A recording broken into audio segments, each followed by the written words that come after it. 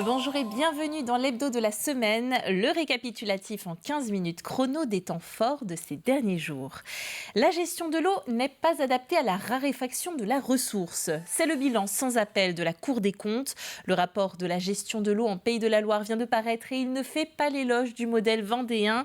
Traditionnellement rechargé en hiver, les nappes phréatiques se dégradent en raison des sécheresses et c'est aux collectivités locales de s'adapter. Les détails avec Grégoire de Châtillon.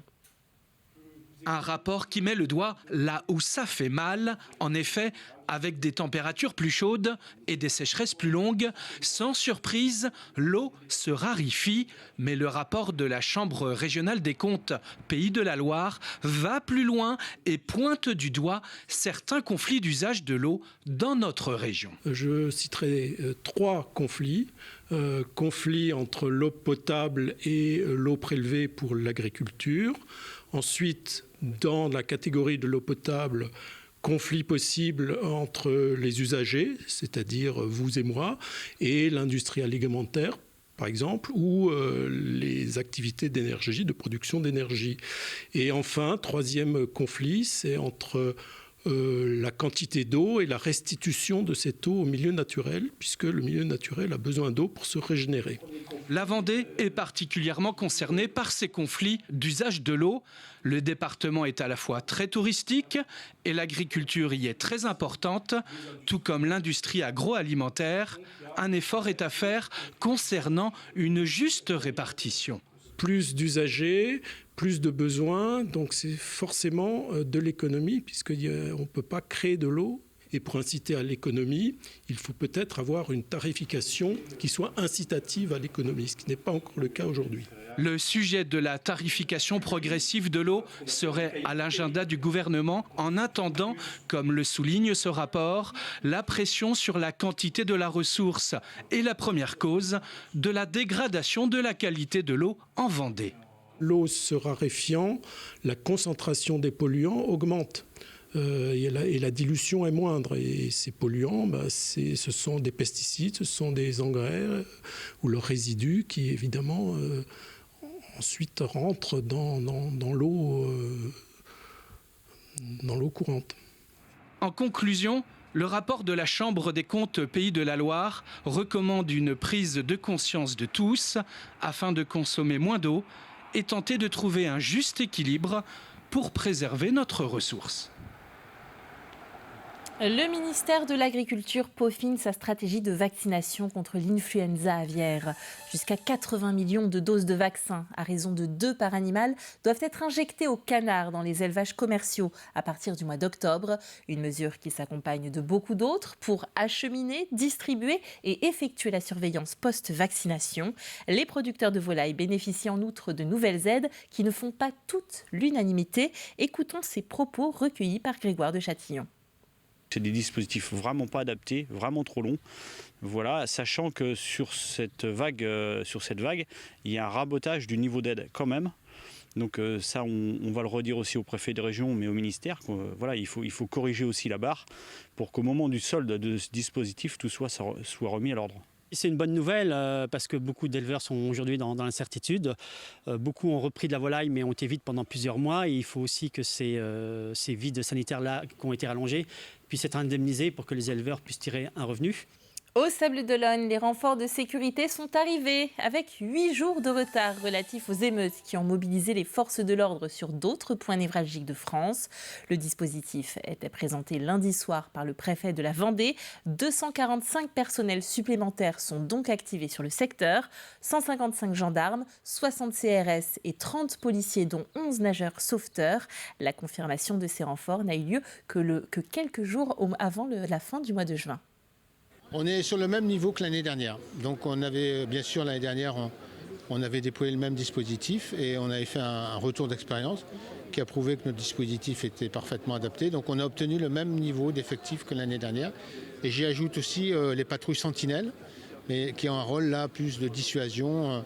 Quand les CRS, les renforts sont là, et sur la plage et à terre, c'est pas la même chose. Et donc effectivement, je dors mieux la nuit quand j'ai 80 personnes supplémentaires pour garantir la sécurité des 250 000 personnes par jour qui sont au Sable d'Olonne l'été. C'est tous les ans une demande pressante, répétée, continue, du mois de septembre jusqu'au mois de juin.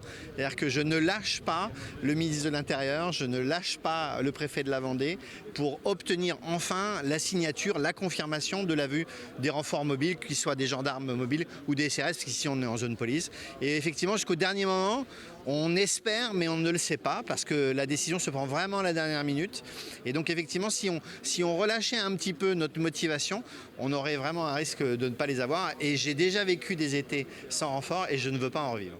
Le Canada continue de faire face à de nombreux et gigantesques feux de forêt, notamment dans la province du Québec. Les autorités locales ont demandé une relève de l'appui français, déjà engagé depuis le 8 juin 2023. Et un Vendéen s'est porté volontaire pour cela. L'adjudant Damien Vigourou du Centre d'incendie et de secours de Pouzauges a rejoint le pays à la feuille d'érable mercredi. La date prévisionnelle de retour est fixée au 10 août.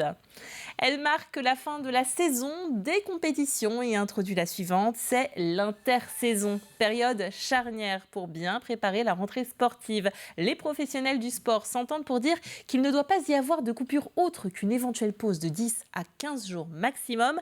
Alors comment nos sportifs vendéens gèrent-ils cette période ? Colline Davy a suivi des footballeurs du Club des Herbiers et des handballeurs de Pouzauges pour le savoir. Une arrivée au pas de course et du gainage pour compléter. On fait gainage face 30 secondes. T'es prêt ? Vas-y. Pour les sportifs de haut niveau du département, l'heure est à la reprise. C'est vrai que là, nous, quand on reprend, ça surprend certains qui nous disent qu'on est déjà dans des programmes de reprise, mais ouais, on est en décalé. Nous, nos vacances sont plutôt mai-juin, donc on s'adapte. On trouve de la motivation, comme je disais, à plusieurs, avec des gars du groupe. Ça facilite, et puis après, on sait pourquoi on le fait, donc on y va. Un programme sur plusieurs semaines alliant courses fractionnées et renforcement musculaire. L'objectif, revenir en forme et sans risque pour la reprise collective mi-juillet. La prépa, elle est là pour arriver en forme pour la préparation collective. Le but, c'est pas d'y aller trop vite. C'est aussi une préparation pour le corps, pour pas se blesser. C'est hyper important. Top. On est attentif à la récup, au sommeil, les choses comme ça, même si il faut déconnecter du foot sur la première partie des vacances. Après, il faut qu'on reprenne un rythme où voilà, on dort. Quand on fait des grosses séances comme ça, on se repose. Hydratation, les choses comme ça, mais un peu, c'est des choses un peu classiques maintenant sur la préparation un peu invisible. Donc on est habitué et maintenant ça roule. Autre terrain, autre sport, mais même calendrier. Les handballeurs de Pouzauges sont en plein travail individuel et leur préparateur physique a lui aussi repris le travail. C'est lui qui prépare le programme et qui assure le suivi. On a un travail de renforcement musculaire principalement, un travail cardiovasculaire également, et un travail très important surtout à ce niveau-là, vu qu'on a une charge de travail très très conséquente. Donc le travail qu'on appelle nous prophylaxie, donc c'est de la prévention blessure. Donc nos joueurs, ils ont chaque semaine une séance vraiment dédiée à ça. C'est une grande partie des joueurs qui ont vraiment un passé sportif derrière eux, donc une autonomie de travail. Donc après, on est toujours quotidiennement derrière eux. S'il y a vraiment besoin d'une question en musculation ou autre, dans quelconque domaine, on est toujours derrière eux pour les aider et les accompagner un maximum. Mais vraiment, ce qui est intéressant aussi à ce niveau-là, c'est qu'ils ont vraiment une autonomie dans leur travail. Si les touristes arrivent, pour les sportifs vendéens, les vacances sont bel et bien terminées. En football, ça y est, la montée en National 2 du club de La Roche-sur-Yon démarre et les Lyonnais préparent donc activement cette nouvelle saison et cela passe par la définition d'un nouveau budget. Christophe Chabot, le président du club, nous parle portefeuille. Le budget va évoluer d'à peu près 300 000 € pour passer à près d'1,3 million. Voilà. C'est un sujet sur lequel on est assez transparent parce que il faut dire les choses. Donc c'est un petit budget pour la N2. On fera probablement partie des plus petits budgets. Mais on a de gros atouts pour y arriver, notamment J'ai remarqué que les clubs qui arrivent en N2 arrivent toujours avec beaucoup plus d'envie que les autres et c'est avec cette envie-là qu'ils trouvent l'énergie de se maintenir pour beaucoup d'entre eux. C'était le cas de nos copains de Saumur l'an dernier et qui nous ont précédés et qui ont fait une très belle saison. Et c'est notre exemple de cette année. On voudrait démarrer le championnat aussi bien qu'eux. Et l'heure de la reprise a aussi sonné pour le club de football des Herbiers. Le groupe et ses 9 recrues a repris l'entraînement ce lundi après-midi. Il s'agit d'être prêt pour la reprise du championnat de National 2 le 26 août. C'est la reprise ici à Massabielle pour le VHF, une nouvelle saison qui s'annonce. Tout est fin prêt, le staff est réuni, les joueurs vont arriver. Comment ça se passe cette reprise ? Bien, là on est en réunion de travail ce matin et pour préparer un petit peu, même si bien évidemment tout a été préparé en amont, mais là on finalise parce qu'il y a des petites choses nouvelles qui vont arriver. Alors avant de parler de la saison qui arrive et de cette reprise, est-ce qu'on peut faire un petit retour en arrière ? Comment s'est passée la saison dernière avec un beau parcours en coupe et puis une 2e place ? Qu'est-ce qu'on retient ? J'ai toujours une espèce de frustration puisque on n'est pas passé loin d'un exploit, d'une saison incroyable. On ne pensait pas non plus qu'on allait réussir ce parcours-là, qui a été d'un point de vue sportif remarquable, même si bien évidemment cette fin de saison a un petit goût amer, mais ça fait partie de la vie. On doit en retenir aussi nous les leçons, que ce soit le staff et les joueurs qui sont encore présents, et puis maintenant on va dérouler sur une autre, et puis on verra ce que ça donne. On n'a aucune garantie. Seul le travail fera de savoir si on est aussi bon, aussi fort que la saison passée. C'est l'objectif, c'est les ambitions d'être au moins aussi bon ? On aspire toujours à être meilleur, peu importe ce que l'on fait. Alors je dis pas qu'on va viser la montée, parce qu'on sait que c'est une saison qui est extrêmement compliquée, avec simplement 14 équipes, contrairement à 16 l'année dernière, donc 4 matchs de moins. Donc un championnat encore une fois très disputé, avec 5 descentes, voire 6. Donc il y aura déjà cet aspect-là à bien gérer. Et ensuite on fera comme l'année dernière, si on sent que ça colle et ça avance, on essaiera de jouer le plus haut possible. Mais oui, en tant que compétiteur, on a toujours envie de faire mieux. Alors si on fait mieux que l'année dernière, ce sera quand même assez extraordinaire, mais il faut aspirer à ça, il faut se donner les moyens. La saison est longue, on sait que ça va être difficile, on sait que ça va être compliqué, la préparation va être très importante, ils le savent. L'année dernière elle a été très lourde, cette année elle sera encore très lourde, avec même un match supplémentaire sur la préparation, et puis l'objectif ce sera d'être prêt le 26 août, comme l'année dernière on devait être prêt le 12 août. Et pour être prêt le 26 août, sachez que ça commence dès maintenant. Il y a 6 matchs amicaux qui sont déjà prévus pour le VHF. À la plage, il y a ceux qui plongent dans la Grande Bleue et ceux qui préfèrent plonger dans un bon bouquin. À Saint-Hilaire-de-Riez, une bibliothèque de plage est destinée à ces derniers. Ouverte 7 jours sur 7, elle se situe sur la grande plage de Sion.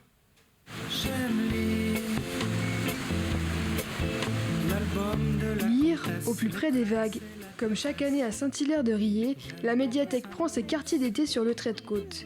Une bibliothèque de plage qui attire les touristes comme les locaux. Tous les étés, maintenant depuis le début des années 90, puisqu'on a commencé au début des années 90 sur 15 jours et elle était sur la plage. Quelques années après, le bâtiment étant juste à proximité de nous sur l'îlot Jeanne d'Arc, la bibliothèque de l'époque a fermé et s'est retrouvée dans le centre-bourg de Saint-Hilaire. Mais la bibliothèque de plage a continué. Le coin lecture a aujourd'hui évolué. Plus qu'une bibliothèque, avec ses activités et jeux de société, elle est aussi un espace d'échange avec les touristes et les riverains. On propose plusieurs activités tout au long de la semaine. Donc, le lundi après-midi, plutôt un temps de jeu qui est plutôt destiné aux adultes. Et puis tous les mardis, tous les jeudis après-midi, des ateliers créatifs pour les enfants de 6 à 12 ans. Et donc cet été, la thématique, c'est le jeu. Le but des jeux de société, c'est aussi de créer du lien entre les gens qui jouent ensemble et puis animer un petit peu cet espace, que ce ne soit pas juste un lieu de lecture. La bibliothèque de plage est gérée par 2 saisonniers qui accueillent et conseillent les lecteurs. Ils sont également en charge de l'animation des activités. C'est des activités avec des enfants, on groupe généralement de 10 enfants, donc activités manuelles. Et c'est des activités qu'on gère nous-mêmes avec un groupe d'enfants sur inscription et l'autre collègue gère le reste de la bibliothèque avec les autres adultes. La bibliothèque de plage de Saint-Hilaire-de-Riez est ouverte tous les jours de 15h à 19h30. Vous avez jusqu'au 30 août pour vous plonger dans ces livres. C'est la fin de cet hebdo de la semaine. Le retour de l'actualité fraîche, ce sera dans votre matinale dès lundi. D'ici là, passez un bon week-end et à bientôt.